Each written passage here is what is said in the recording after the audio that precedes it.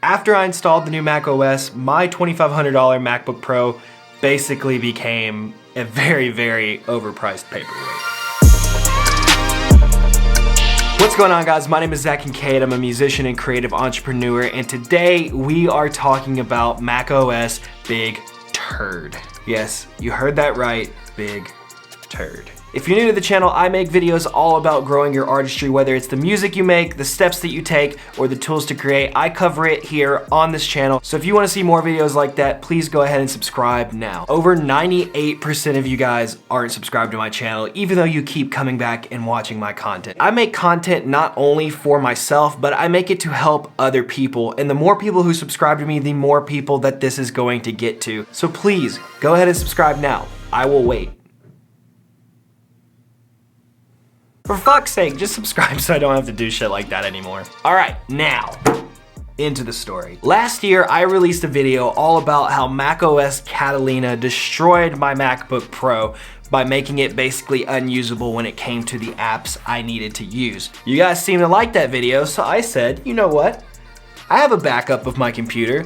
Let's go ahead and try out Big Sur on the day it launches. Literally like the hour it launched, I was on Big Sur. Not only did I experience issues with software I use, I had an issue where my computer would just turn itself off. If you don't believe me, I actually have a video for you guys right here. It didn't matter if I was in Google Chrome, if I was in Safari, if I just turned it on and opened the damn lid to my MacBook, I was having constant issues with it restarting. So instead of reverting immediately back to Catalina, I tried to dig in to see if I could find exactly what the issue was. And I couldn't, because I could only have my MacBook on for like 5 minutes at a time. So what I ended up doing is getting on a call with Apple support, and they told me they hadn't seen an issue like this, but they have seen issues similar. I don't really know what that means, but okay, Apple. So I'm on the phone with Apple support for the better part of 3 hours. I start with just a tech advisor, and then I got escalated to like priority support to try to figure out what was going on with my MacBook. We were able to boot it up in safe mode, and the issue wasn't occurring. So it definitely wasn't hardware, it was software related, but we couldn't figure out the issue. We actually went in and removed all of my launchers. And for those of you who don't know, launchers are the things that automatically open whenever you turn on your MacBook. We disabled all of it. Issue was still happening. I couldn't get on Wi-Fi either. Like my Wi-Fi just stopped working. So there was some serious issues going on, and we troubleshooted for about 3 hours trying to figure out what was going on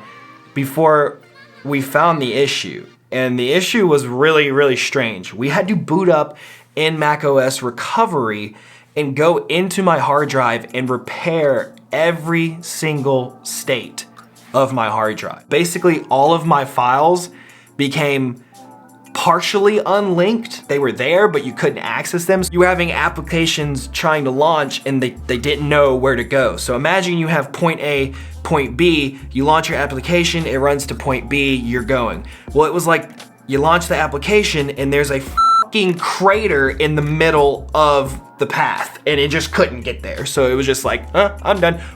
So after we ran that first aid on it, the shutdowns for the most part stopped. I was still getting one every hour or so, and I actually had to call Apple back because I still didn't have Wi-Fi. What ended up happening is I had an application, a very prominent application. It wasn't like some weird thing. It's a very big, reputable company that makes this application. It was basically a security suite to make sure that my information's not being data mined, I'm not getting viruses, you know, the basic internet protection that pretty much everyone runs.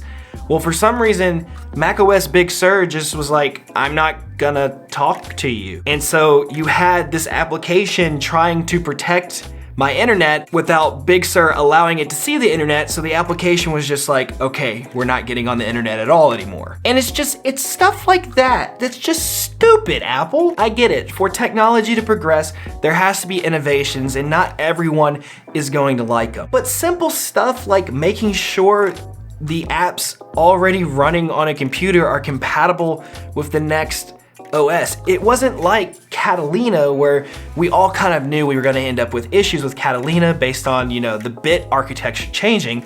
With this one, it was just like, hey, we're going to macOS 11. if this isn't optimized for it, we're just not gonna do anything with it. It wasn't even like, hey, we'll run it, but we'll tell you it's not optimized. It just said no. My Logitech MX Master 3 mouse just stopped working. Like, I use the unifying receiver, I can move it and everything, but all of my like key commands that I've customized into it just do not work anymore. And it's just things like that. We all know we're gonna run into software issues, and we all know there's gonna be some applications that don't work anymore, and I expected that. But to have applications that don't work is one thing. To have applications that are literally fighting with the OS and preventing my computer from working, to have an OS that can't even see half of the data on my computer and so it just shuts itself down,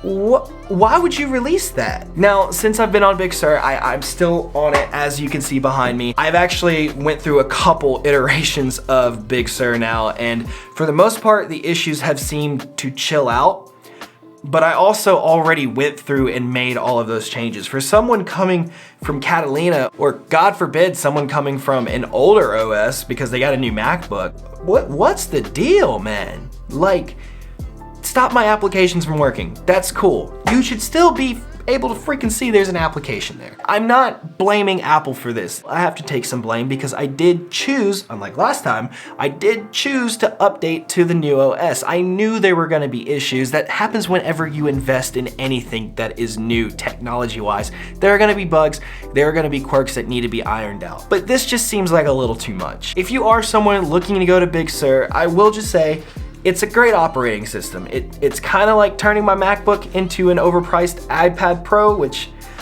there's a lot that could be said about that. But for the most part, you know, it's macOS 11. It's not 10. I get technology needs to progress. I get why Apple's doing what they're doing. I get the whole ecosystem thing. It's a great idea, and I'm excited to see where it goes. But if you are already on Mac and your workflow's going pretty well, I would recommend staying away maybe just a little bit longer. And if you do update and you're experiencing issues, maybe my story will help you resolve that a little bit faster than in my situation. If you've enjoyed this video, please leave it a like. It really helps me and the algorithm can get me out to more people. But for real, go ahead and subscribe. I'm gonna keep making videos just like this, all about how to be a better artist with the tools that you are given. If you wanna connect with me, go ahead and leave it in the comments. I try to respond to each and every comment, but as we are growing, it is taking me a bit longer to get to the comments, so I'm sorry for those that are still waiting, but I will get to you. Thank you so much for watching, and take care. Not gon' trip if the sun don't shine. Not gon' trip, you know I get mine. 2020 vision, I want all the loot. 2020 vision, I want all the loot. Not gon' trip if the sun